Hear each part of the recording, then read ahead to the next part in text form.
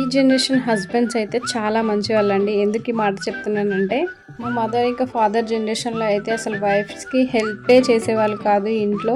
ఇంకా వంటిల్లంటే వాళ్ళు వంటింట్లో పనులు చేసుకుంటూనే ఉండాలి. వీళ్ళు బయట అబ్బాయిలంటే బయట పని చేయాలి. అసలు ఇంట్లో పని చేయకూడదు అన్నట్టు ఉండేది. సో ఇప్పుడు అలా లేదు. వైఫ్ అండ్ హస్బెండ్ ఇద్దరు పని చేయొచ్చు. ఇద్దరు పనులు షేర్ చేసుకోవచ్చు.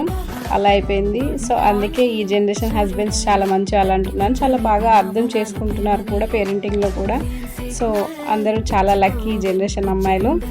మ్యాటర్ ఏంటంటే అర్హ కోసం అని చెప్పేసి ఇంకా స్కూల్ స్టార్ట్ అయిపోయింది తనకి కావాల్సిన ఐటమ్స్ తీసుకుందామని అయితే వెళ్ళాము.